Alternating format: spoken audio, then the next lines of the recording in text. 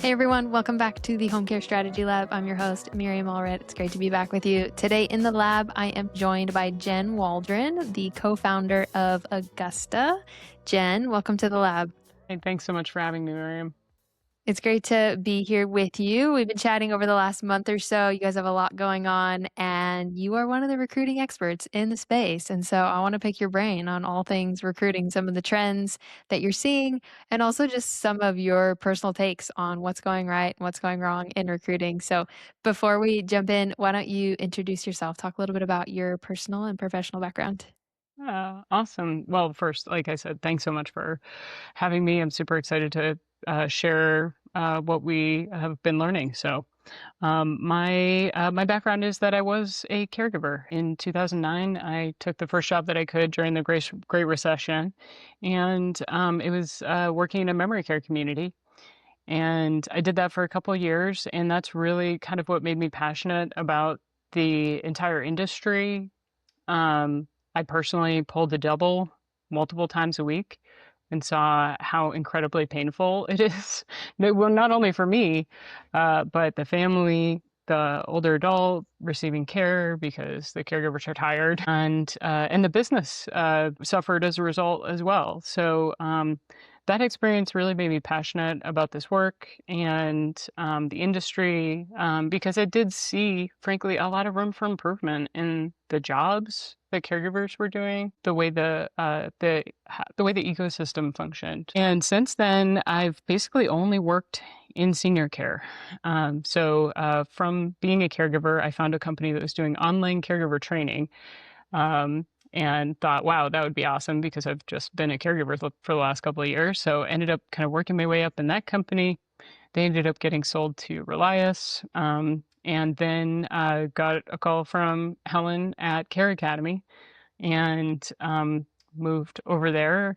And alongside her and my now business partner, Yvonne, we helped grow Care Academy alongside Helen. And that was an amazing experience. And I also got to meet Yvonne. Yvonne Castillo is my co-founder and our CEO. He was the chief technology officer at Care Academy.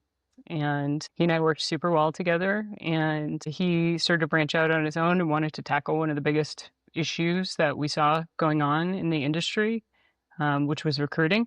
People always say it's recruiting or retention.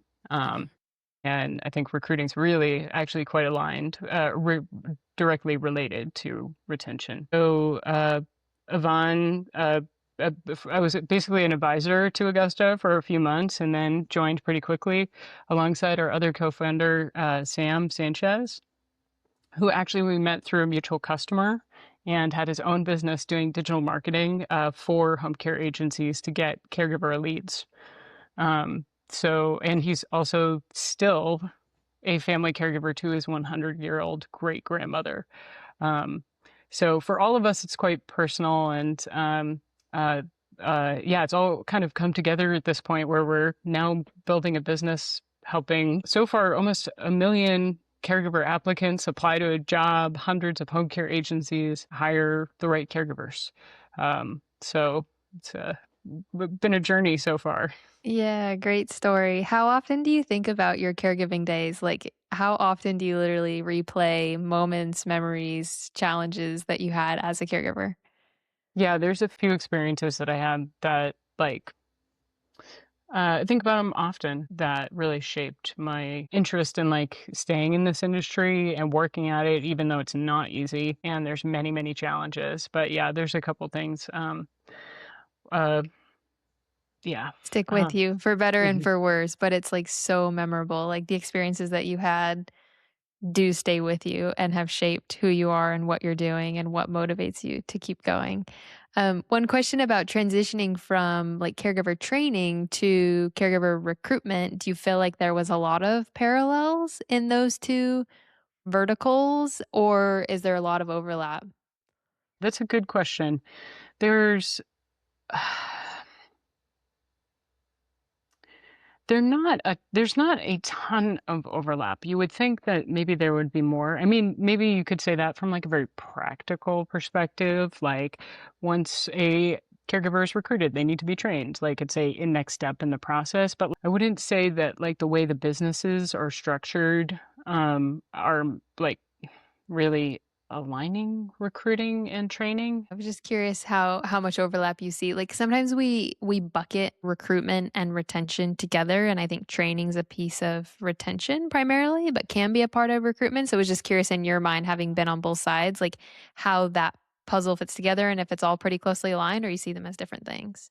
hmm Yeah, I mean, it's all about getting the right people with the right clients or cases or roles on the team, I think. And when you do that, training hits really, really well. So I think it's almost like a precursor to getting the right training is making sure that you were kind of lined up with the right opportunity. And then the training is the support to really help you flourish in that um, hopefully right role. Yeah, good point. I want to ask a high level question before we get into like the nuances of recruiting.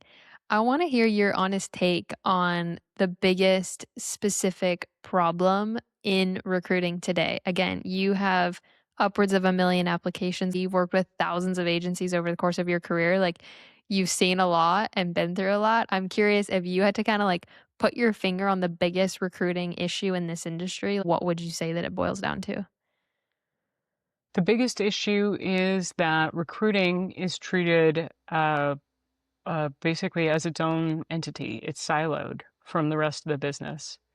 Literally, recruiters are measured on hires or how many people to show up to orientation, while a scheduler or care coordinator is measured on how many open shifts there are, and that's where the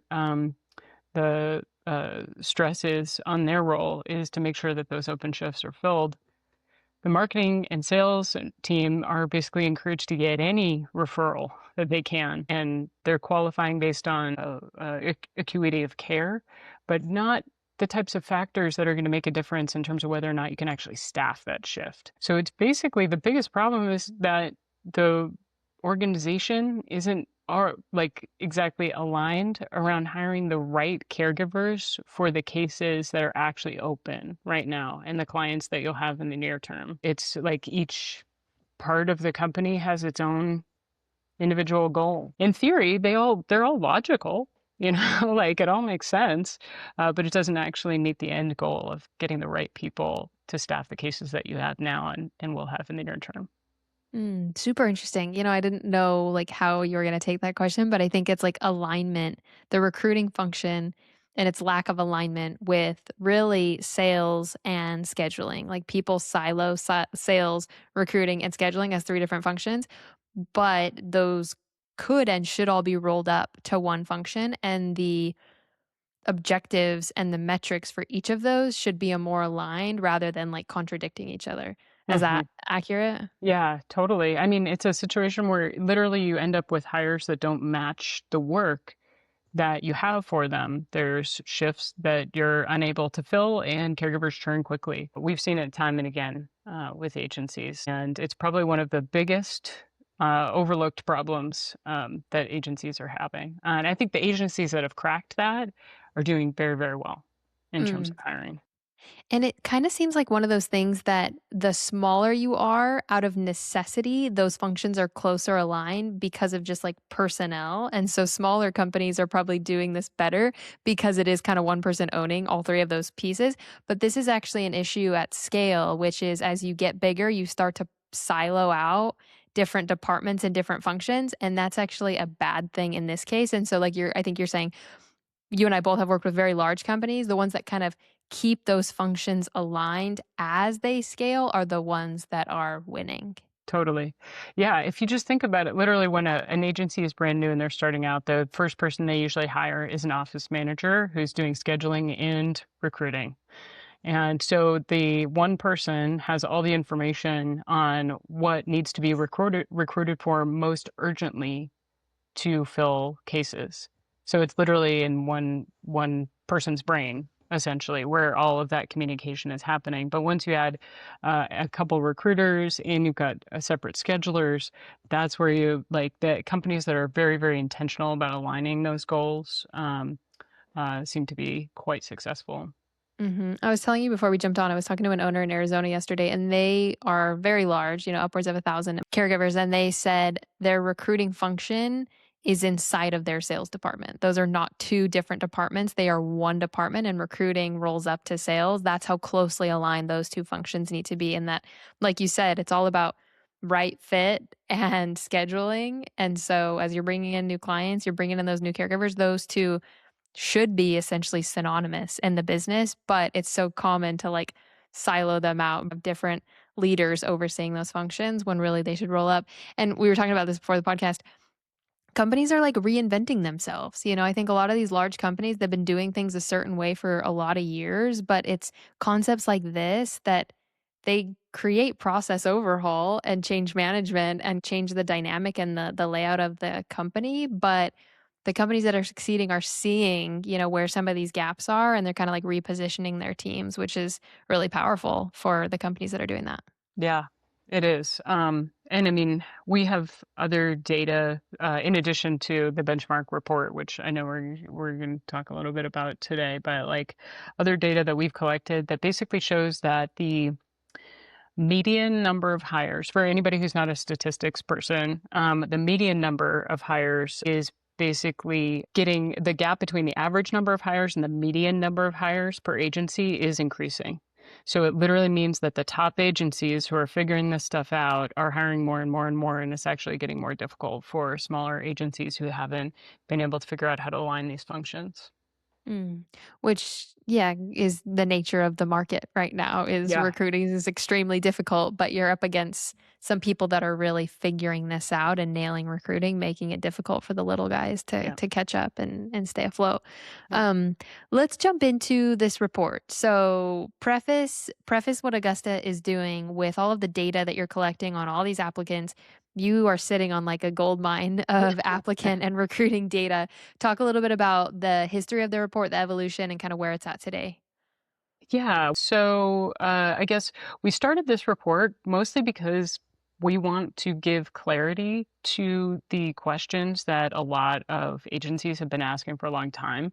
And we want to help the whole industry make better and better decisions so that way older adults can get the care that they need, basically. Because literally, if our customers hiring more of the right people for the right positions means that seniors' lives are extended and they're able to support their community the way that they want to and the way that I would love to see happen. So that's really the impetus behind the report. We are collecting a ton of data, and it seems like sharing it is just the right thing to do.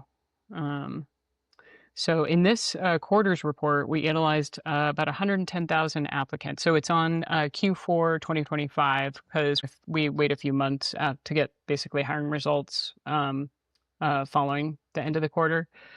So this is on Q4 2025, and it was on 110,000 caregiver applicants that applied through our platform. And we answer questions like where do the best converting sources, how fast do agencies actually need to hire? What interview formats work best? Because people in our software, they use it to like actually auto schedule interviews for either in-person, video, or phone interviews. So we're able to, I think, probably one of the few companies out there able to report on that. How location factors into retention and the alignment between recruiting and scheduling, the experience level of people in the market right now. So it's like a ton of information that really is like so practical and relevant to like daily decisions that recruiters, HR teams, GMs, owners, everybody has to make. So yeah, we're hoping we can just provide more clarity and answer some questions for folks. Yeah, that's a perfect preview of we're going to like hit on each of those topics because there's a good amount of stats and also insights in the report. So the link to the report will be in the show notes wherever you're listening to this. I love that you've included like little insights because sometimes when we're looking at data, it's like the interpretation and the implementation of the data is tricky. But when I was going through the report, I love all of the little like insights. It's like, oh, that's what this is saying, and here's what I actually need to go do about that. So keep an eye out for those in the report. But we're gonna talk through kind of each of those buckets that you just talked about, like time to hire, location, flexible hours, like self-scheduling. Those are all these like micro tweaks that agencies likely need to make in their recruiting function. Before we do that, you guys have what you call, I believe, the Augusta Smart application. So you all have like engineered an application that's unique to you that gathers all this information, and it's essentially the application for these caregivers to then pass off to the agency. I believe there's about like 20 criteria on it. I would love to have you dial through just quickly what all of those are, Yeah. because you all are the recruiting experts. You've been doing this for a long time. You've refined that process. There might be things in your application that agencies aren't thinking about or aren't doing. Can you just kind of So like dial through all of it? yeah, totally. Just to put it all in context, I would say our platform and our company has really built the caregiver recruiting operating system. So the smart application is just kind of one of the functional pieces of it. But the whole goal, when you add it all up, is for basically us to help with attracting, identifying, interviewing, and matching the right caregivers to the right opportunities. So when you think about it from that context, what we're like the aim of our smart application is to prioritize the best applicants and help companies move faster and make more human connections with the right people.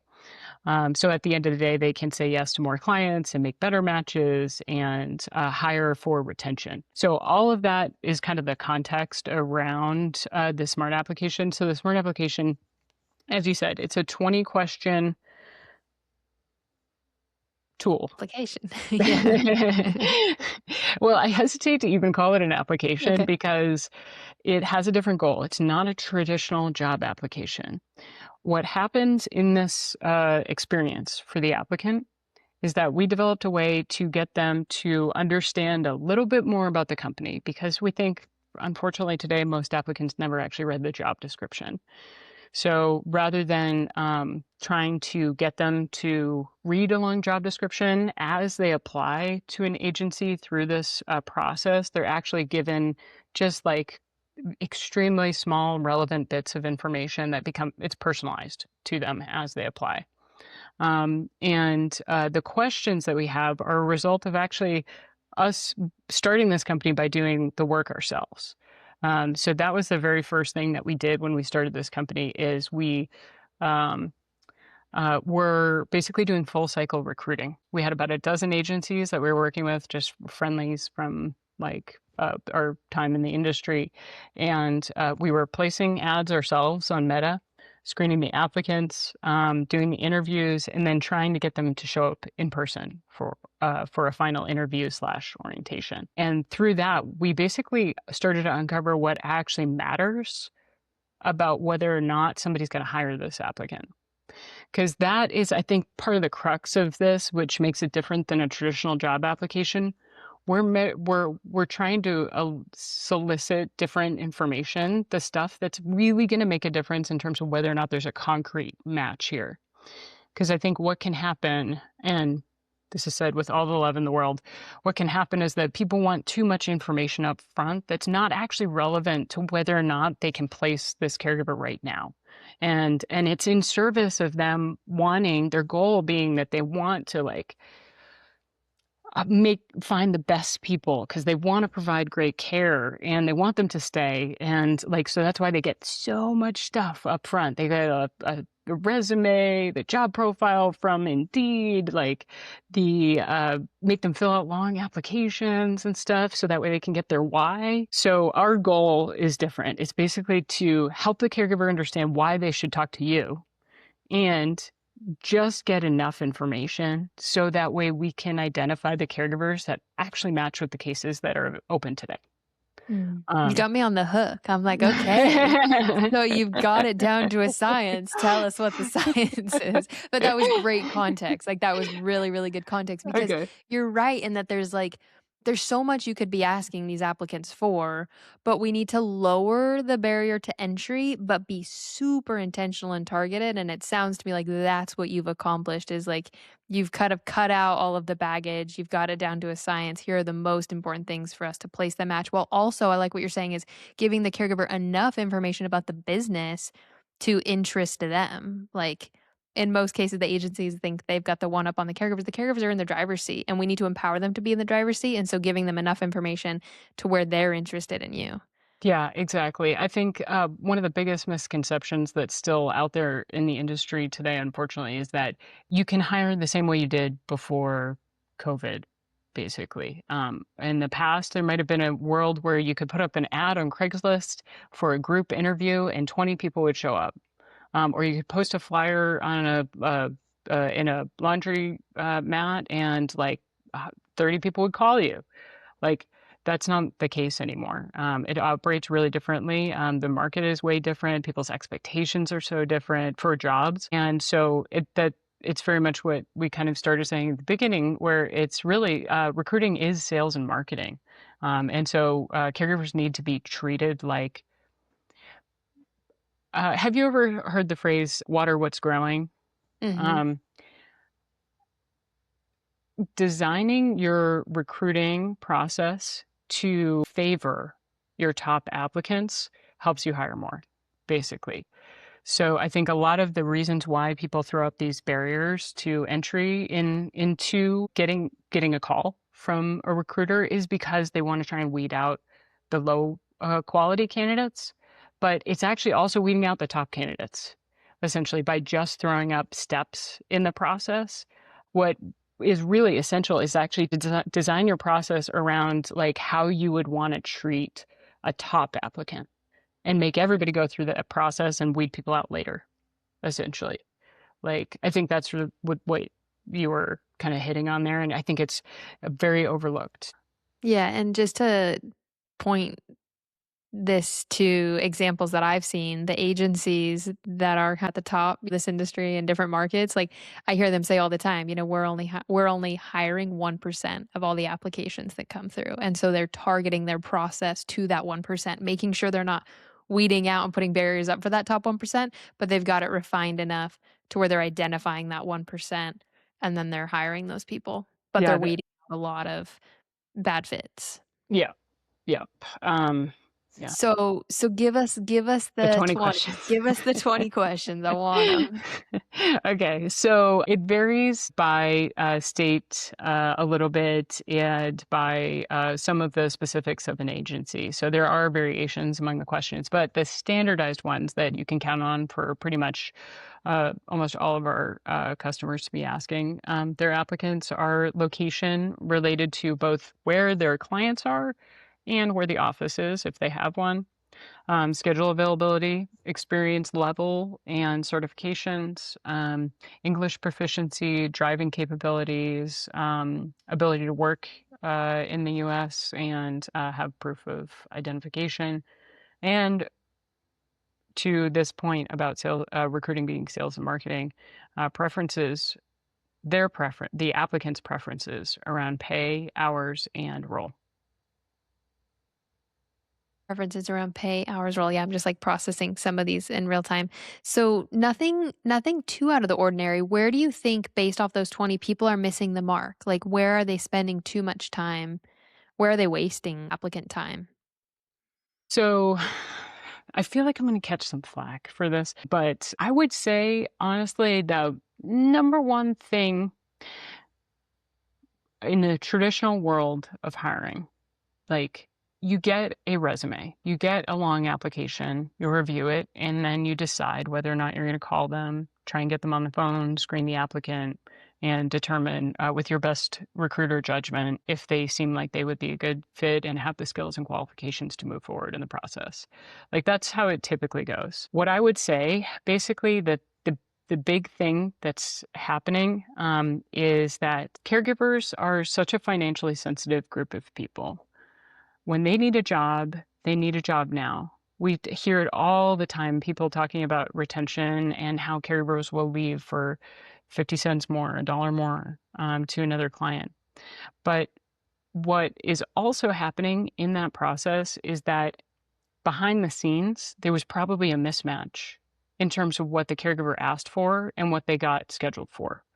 So it's like recruiters, because of this traditional process, they really want to evaluate somebody on their full work history. It's one of the most common questions that I hear from recruiters. Well, I need to be able to see whether or not they were a job hopper.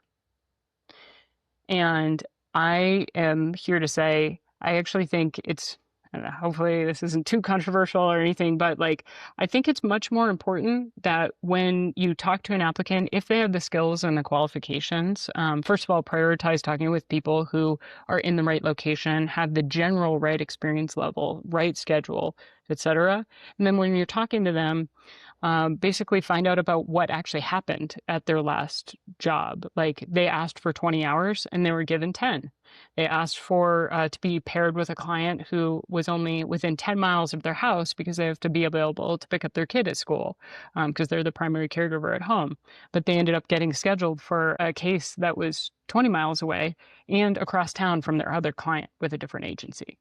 Um, so uh, basically, I think we can just put each person's experience in a little bit more context of the last position that they had and the one before that, and like really uncover that information about each person to find out it's not just so much that if they job hopped, but like what was going on? What's the other context around that job hopping? Should we be asking caregivers applicants for resumes or no? I don't think so. Okay.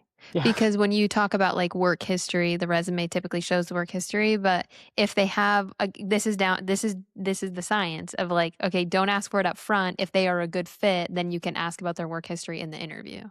Yeah. Is that the approach? That's what I would say. I would say basically screen for the criteria that you can actually hire for now, then and make the best connection that you can with the top applicants for the people who actually match your cases, like the ones that you can actually hire now. It doesn't matter if they have an amazing personality if they don't have any schedule that matches your clients or live in the right area. You know what I mean? So like get that information first, and before you try and get a caregiver to like keep giving you tons more information, updated your resume, give me this long application. Treat your applicants like they are your top applicant. If they were your hottest lead, as on the sales and marketing side of the business, if they were your hottest client lead and they were going to be a 24/7 case and they were great for the business and a perfect match for your cultural fit, all these different things, you would get on the phone with that person immediately. You'd set up an intake immediately. You would be on it, right? That's how you got to be with the top caregiver applicants. But what top means starts with whether or not they actually match your cases, like in a very concrete way. I wouldn't recommend starting with personality. That's kind of like the next level. The reality is most matches are actually made based on location and schedule. That's where, I mean, everybody wants to match based on personality and all these other amazing qualities. But uh, distance to the client, schedule, and essential skills. That's what the matches really come down to, Yeah. essentially. Yeah. Which honestly, like we should just boil it down to that. It's like, and maybe companies are. It's like get the most essential information, and then like you say, then you layer in the other components, but absolutely don't bog down the top of funnel with things that are secondary to the top priority. So, a specific question around asking them for availability and scheduling, this is so pivotal. I'm curious exactly how you collect that. Is it an open text so they can write in Monday through Friday dates and times and hours, or is it checkboxes? Like availability is so nuanced, and in a minute we're gonna talk about like flexible hours and everybody wants flexibility, but it's like, what does that actually mean? And that's like ambiguous for both the caregiver and the agency, and that's doing us a injustice. How do you get them to give you really good availability that's like credible and accurate? Yeah. So we basically are, like I said, we're talking about a full operating system here. So it's the smart application is one component of it, and it's meant to be used in conjunction with a real great interview with a real human recruiter. Basically, what the smart application does is with a basically it narrows down each agency's top 30% of their applicants. We're very confident that the not qualified applicants are really not qualified. Like our customers are 2,200% more likely to hire somebody that they identified as qualified in our system versus those that are not qualified. So we know basically our disqualification super on point. But the top 30%, what we're asking them as far as a scheduling question is what days are you not available and what times are you not available? And then we basically give them multiple choice options. It's can work all days, can't work Saturdays, can't work Sundays. Shoot, I That's could, okay, but the yeah. concept being what they can't work, blackout days and times that they can't work, and then assuming there's the flexibility in all of the hours that they can work. Yes. And then with that information, like I said, we're identifying the top 30%. So along with their schedule, let's say they also are in one of the agency's qualified areas. Then with that information combined, along with some of the other factors that we're helping them measure, then a recruiter basically would, our system is set up for the next step for the recruiter to ask for more specifics on that. So literally there's a tool built into our system where the recruiter is meant to specifically ask about their schedule again, get more details about it and document it in our system. So that way, in theory, a scheduler can come in and actually see that information to see who's at the bottom of the funnel with their scheduling information that they verified, just Mhm. again with a human. Yeah, it seems like at every touch point in the process, scheduling needs to be hit on again because scheduling is just living and breathing. Their availability changes the time they fill out the application to the time they're in the interview to the time their first shift happens. Likely their availability has changed every single time. And so making that a priority touch point at every part in the process. And it sounds like you do that. You try and capture it up front, but then you're verifying at each step. Yeah, we're narrowing it down to the top 30% based on schedule, location, experience, certifications, et cetera. And then we've basically created tools for the recruiter to make sure that they have that really consistent interview process with each applicant to get their schedule information again. Let's talk about location. Location, you're saying, is another key point, top of funnel, like out of the gate, you have to ask that. How far are caregivers willing to drive? Like, what success are we seeing, like geographically, as far as distance goes? Like, how far are most people willing to go? Yeah. So it does definitely depend on the service area. So downtown Los Angeles, people will only drive to like 5 miles, right? Because traffic is so bad and takes so long to get everywhere. Out in rural Iowa, different situation. People see driving 30 miles is like no big deal. On average, though, so there's always variation, right? But on average, 76% of hires are made when they lived within 20 miles of either basically of a center point that the agency gave us, which could be their office or it could be a specific zone that they're hiring from. Something interesting in the report was a line about not a lot of people are highlighting location and distance in the job ad. Like, we're talking about benefits, we're talking about hours, we're talking about pay and bonuses, we're talking about all the flashy things. Hmm. Not enough people are talking about location and distance, even though that's so high priority for successful matching and recruiting. Yeah. Why aren't we talking enough about location? And is that kind of like low hanging fruit for people? Yeah, it's definitely, well, it's part of the organizational alignment issues that I think happen at a lot of agencies, not certainly not all, but like at a lot of agencies where the recruiter did their job because they hired 5 people or 10 people or whatever it was, but none of those 5 people actually live within 20 miles of where their current open cases are, for example. Then um, it's that alignment issue, I think, more so than anything else. Because what we see happen, and it's schedulers just they're doing their absolute level best to get care to clients, but they'll ask a caregiver who wanted to only work 10 miles from their client. They'll ask them to drive 20 or 25 miles because they need to staff that shift. And so that is really the kind of the problem that ends up happening. And it almost, we see it very consistently because something we've started to do with some of our customers, we do in-person training sessions with some of our clients. And in that workshop that we do, we'll actually go through basically an analysis of their retention, identifying the key factors, very concrete key factors about the last employees that churned and the last employees that stayed more than 30 days. And in that process, we almost always uncover a fundamental mismatch between the location that the caregiver wanted and where they actually ended up getting staffed. So I can't stress enough how important it is. It's just extremely important. I think what agencies can do about this is they can not only specifically advertise, but also make sure their business is set up to accommodate making sure those matches are made. So specifically advertising an easy commute and that we're going to pair you with a client who's local, that will make a difference for sure. We know that it's the second most asked for benefit by Mm. caregivers. One of the questions we ask in the SMART application is what benefits are important to you, and we have them rank, or choose their top one rather. It's flexible hours, and then easy commute. Mm. And so caregivers really value it being convenient for them to get from one client to the next because they're, as we know, probably working for two agencies. So they're the ones who are coordinating that, and making it easy for them is very important for the caregiver and really important for the business.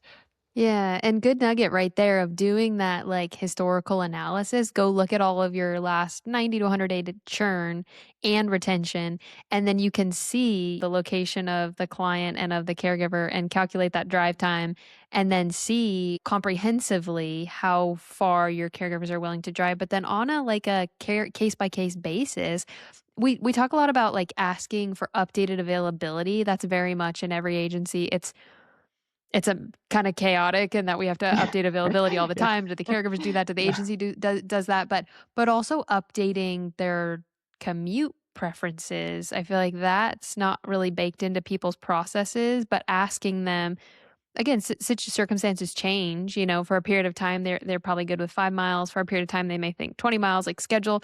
It has to do with their schedule, but also, like, I guess just gathering more insights about their commute preferences more often so that, 6 or 12 months down the road, their commute preferences have changed, but they didn't tell you or you didn't ask, and therefore they're churning based off of commute alone because that happens.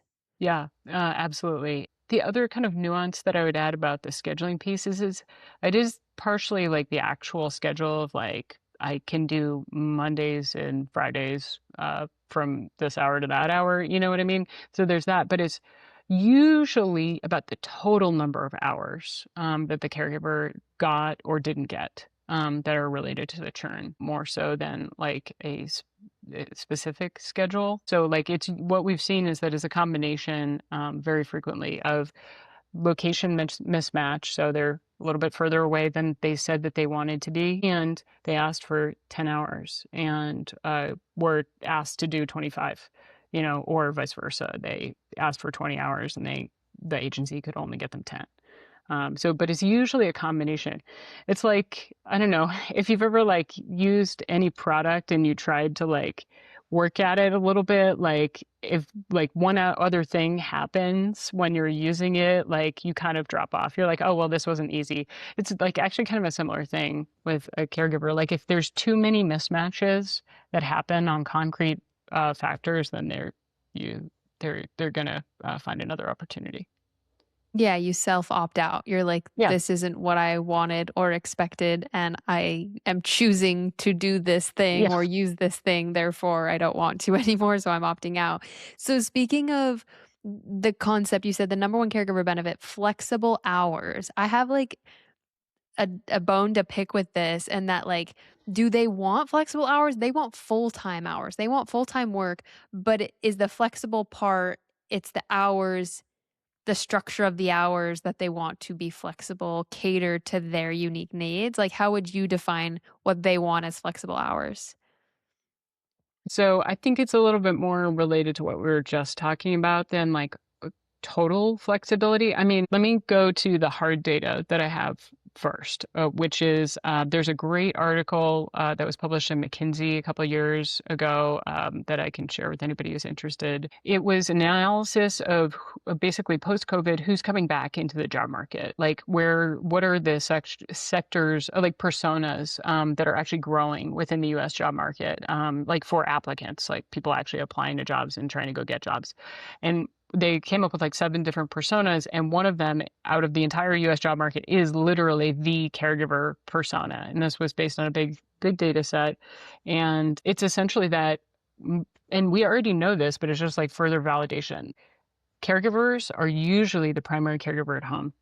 So first off, if their kid calls out of school, like, or I mean, their kid is sick at school, like they're probably the person who needs to go figure out how to get care for their kid. Like they may be able to get somebody else to help, but like they are going to have to coordinate it. So there's some time off there. They're a financially sensitive group of people. So like when, part of flexibility is that, yeah, if they popped their tire or something like that, like they actually may need a lift from somebody. Like they may need the agency to call them an Uber, because they haven't gotten paid yet and they've got that popped tire. Like, so that is maybe an aspect of the flexibility too. And then I think it's more so what we're seeing. And like, I don't have exactly hard, concrete data on this yet, but I think we're probably headed in that direction I'm pretty sure it's more so just about total hours and within their life limitations, basically. So it's like they need a certain amount of money to make ends meet. And they may be getting some of the number of hours that they need from one agency and some of the hours that they need, hopefully, from your agency. And that has to basically add up to their total number that they need to live and be like in proximity to the area that their life is, where their kid goes to school, like where their doctor's office is, like where the supermarket is, like all these different like physical factors in their life, like those clients and the hours have to align with that as well. So all of this is to say that I'm pretty sure when people say flexible hours, they really just mean that they need this to fit into their life. Like they're trying to live and they are trying to like puzzle piece, like your schedulers are doing it. They're trying to do it too, to puzzle, how do I get what I need out of this job? And so, yeah, they are asking for flexibility to like go pick up their kid or get a certain number of hours in a certain location. And the interview is coming up with this equation with them. Like the recruiting teams that I see succeeding, the interview process is basically this equation. And I actually have heard people starting with the financial piece. How much money do you need to bring in? Tell us, like super transparent, like to the caregiver, how much money do you need to bring in? Then we know how many hours you need to work. And then you tell us what your availability, what that flexibility looks like. And then we build you the schedule. It's like, you walk it back from how much money they need to make to live, comfortably survive, then the hours, and then the availability, and then the schedule. It's like that equation. And if you build that for them and you work with them on that continuously, because it will change, they are going to stay with you, especially if you're meeting the most important priority is that they're getting paid enough to live. Yeah, exactly. So my issue with flexibility is really just defining what that looks like. Like when people put that in job ads, it's like make sure you as an agency knows what flexibility means, and make sure the caregiver, the applicant, knows what flexibility means, because we throw that term around and everybody wants to be flexible, but making sure it doesn't do us or them an injustice by not defining it.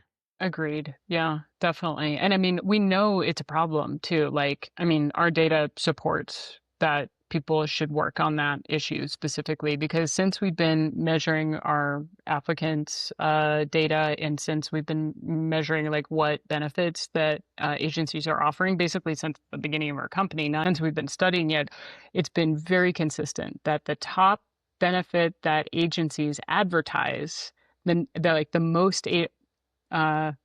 vast majority of agencies are advertising flexible schedules, while the caregivers just continue to ask for flexible schedules. So there's a fundamental mismatch going on, like that they're not actually speaking the same language. Otherwise, we'd see the numbers change, like that caregivers are getting the flexibility that they're looking for, That's Um, the validation I needed to hear because that's how I feel about it, that there is yeah. misalignment, and it sounds like the data supports that there is, because otherwise the data would be telling us something else, that that's not what they're looking for and that's what they're getting, but clearly they're still not getting it or it's not clearly defined. Yes, there's a mismatch of definitions. I mean, this has been 3 years now that we've been measuring, and we've got 1 million applicants who have been through the platform and hundreds of agencies. Like we've got enough data to know there's that part doesn't seem to be changing. So that's Okay. yeah. I'm glad we have spent this much time on these pieces because these are the most important pieces, and there's these tweaks that we've identified that people need to make in these specifically. For the next like couple minutes, I want to do like rapid fire of a couple of other things that I want to just make sure we hit on quickly. So kind of like short answers to these, but um do you always recommend self-scheduling? Is that and should that always be an option? Most of the time, yeah. What's There's the what's some of the nuance there? um So first of all, we know that speed really isn't optional anymore. Our data shows that basically the vast majority of hires are made when their interview was in the first 4 days of their application. So that's like the biggest cliff where applicants are going to fall out in terms of speed. So self-scheduling supports making that happen. And it also is an indicator of motivation of the applicant. It's not the end all be all, but it is a leading indicator that this caregiver really wants to talk with you, thought about when they would be able to do that. But self-scheduling is not, like I said, it's not the end all be all. So top agencies, they use it as an indicator, but they'll still very actively recruit caregivers that already self-scheduled. They don't wait for the appointment time. They treat since we've identified them as a top 30% applicant, they treat them as if they're a top applicant and go after them. Okay. What did the data tell us in Q4 about in-person versus video versus phone call? Like what was the breakdown in Q4 for those? So it was about 56%. Correct. Yeah, 54.6% of hires had their first interview as an in-person interview. 32% of hires had their first interview as a video interview, and 13.4% had their first interview as a phone interview. And this is hires. So this is an important distinction. This isn't just all applicants. These are the people that were actually hired. So I guess I just want to highlight 50% in person, 50% either virtual or phone call, which is just interesting. Like post COVID, like you said, like it's just a new hiring landscape.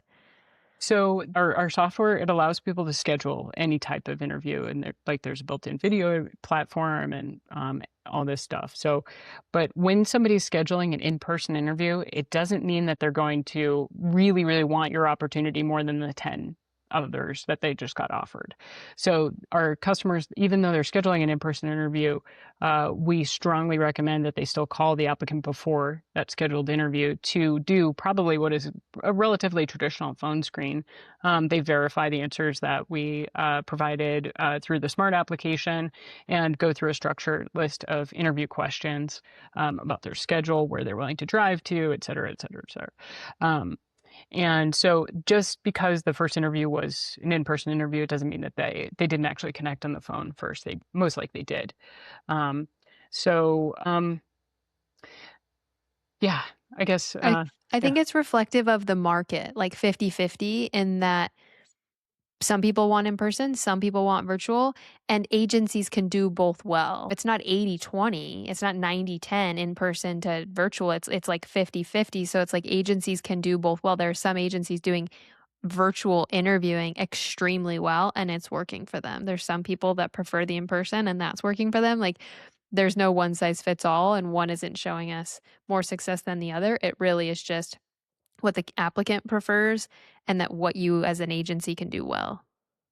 I think that's a really good point. Each agency has their strengths of what they're able to support, best. I think there's an argument to be made that it's actually more complex for the entire business to do in-person interviews. It's literally a bigger time investment for both the applicant and for the agency.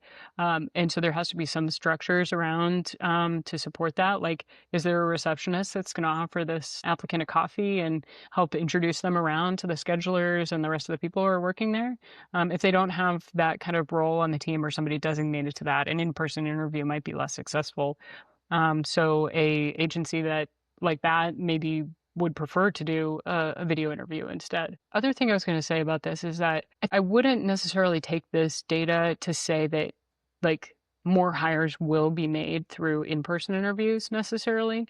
I would take it more so that each agency may have very good reasons that are specific to them for wanting to do a specific set of interview steps. What we've seen is that smaller businesses who are really trying to index very, very high on quality and find that any churned caregiver is a huge hurdle and a huge challenge in their business. Those types of agencies really strongly prefer to do a phone or a video interview and then an in-person interview, literally making it 2 steps.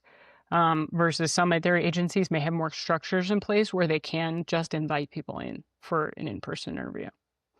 Then lastly, our system, it actually automatically branches the interview type based on the quality of the caregiver. So that's the other thing that's kind of underlying this data is that like it could be one agency that's doing both video and in-person interviews, but they're just doing it with different candidates who actually live close to the office are automatically brought in person. Candidates who live far from the office are automatically set up with an video interview. Yeah, more dynamic in nature. And that's kind of my take is we were talking before about like companies reinventing themselves and reinventing processes.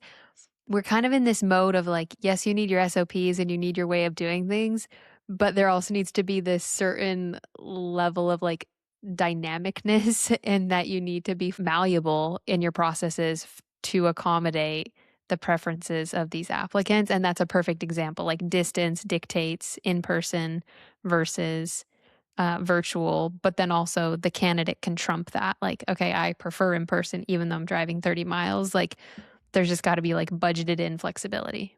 Couple other things. I know we're close here on time, but I want to shift gears a little bit and talk about a couple things that I thought were interesting. Indeed is absolutely king for sourcing applicants. High level question, is it saturated? Like, is Indeed saturated or every agency should be there no matter what? Indeed is extremely consistent in bringing in volume, and we can tell through our data that their quality is actually even improving through their healthy marketplace initiative. So absolutely, Indeed is definitely worth investing in. It has the highest volume of applicants anywhere, and they are not a company that's resting on their laurels. They're a very innovative tech company, and they're just going to continue to get better and better, I think. So yes, I would say it's there in any service area, there is a maximum number of people. Literally, if you live in a town of 200, there might be 100 of them on Indeed, and that's you can reach half the town there. So. But there is like a population limit from that perspective. But as far as advertising jobs to the right people, that's the top place to go. Yeah, good answer and good insights on and your take. Like know Indeed probably better than a lot of people, but knowing that they're like innovative, they're pushing this workforce forward and doing it to help both the applicants and the providers using the platform. So that's great.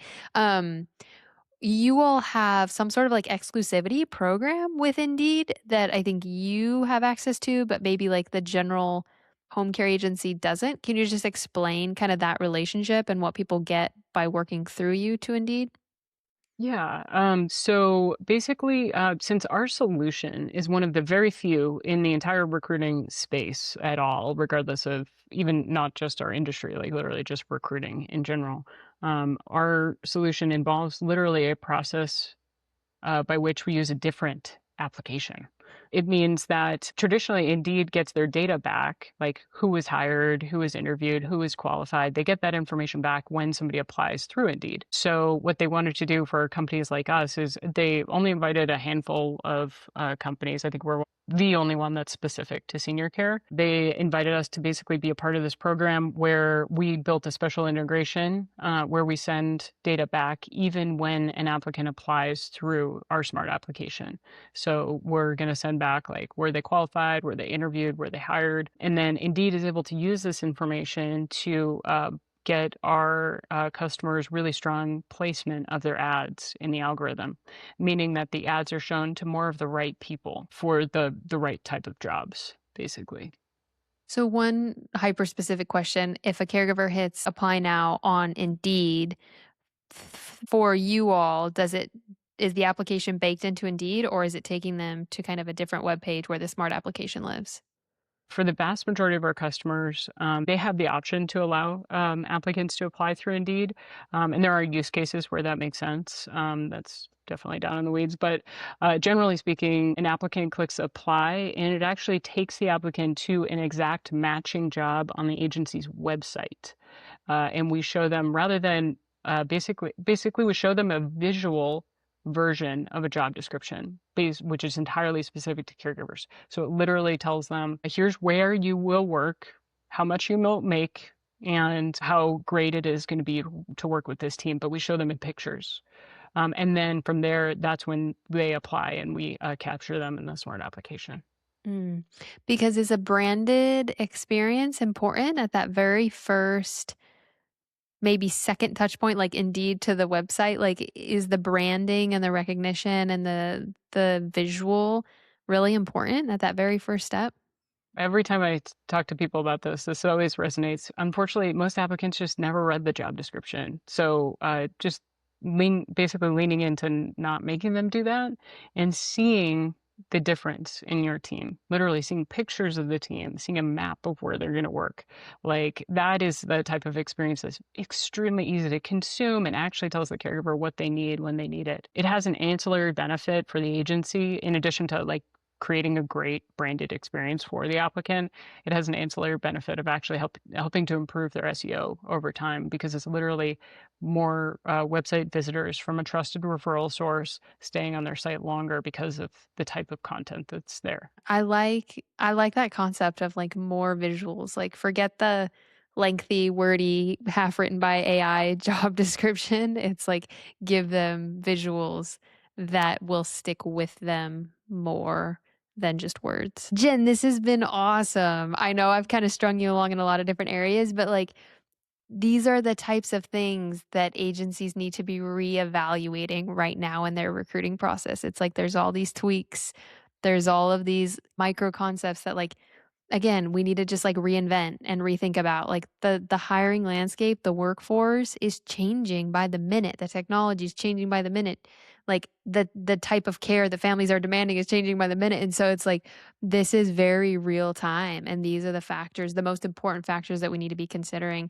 And back to where we started, which is where recruiting fits inside of your organization and the fundamental like internal organizational alignment. Like that is probably a place where everyone needs to take a hard look at where recruiting sits and how it fits into the broader operation. Like that's the place to start. So last thing, tell us where this report lives. We'll have a link in the show notes. Is the best way for people to download it right on Augusta's website? Yeah, if you go to our website, you'll see a banner right at the top saying you can order the report. It is free. We did a webinar explaining some of the top points of data, and should be up this week on the website. So, yeah. Awesome. Awesome. So we'll have all of that linked and live in the show notes. You've talked a bit about Augusta and kind of filled in, obviously some of your differentiators and some of your processes.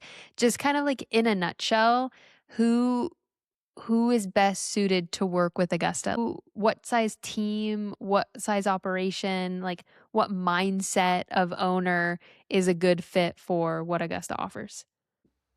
I would say agencies that are in growth mode and agencies that are looking to put in scalable, repeatable playbooks that they can basically, even if they're in that mode of their business where they're, wanting to get out of the day to day of operations and they want to have somebody else take over. You want to have a system that you can trust, like the whole operating playbook, not just a tool. So agencies that are looking for like the full recruiting solution, essentially, to make sure that their top of funnel is moving, it's fast and sufficient, and it's transparent. And I would say we're always looking to work with folks who want to innovate and try new things. And the processes that we recommend to our customers, a lot of people are like, "Whoa, we would never do that," and then they try it and they're like, "Oh my god, it worked." Yeah, and I was So just gonna say that you, Yvonne, Sam, you guys are accessible. Like, even if it's just a conversation, people might be listening to this and thinking like, "Oh, we've got a good amount of this in place, but I could, ask you a couple of follow-up questions." Like, don't be a stranger to Jen and her team. Like, reach out to them, even just as like a sounding board to ask some one-off questions. Like, recruiting is changing by the day, and you guys are on the front lines, and so you've always got like insights that operators can apply. So, Jen, thanks for joining me in the lab. This has been fantastic. We'll go ahead and wrap here. thank you so much for having me.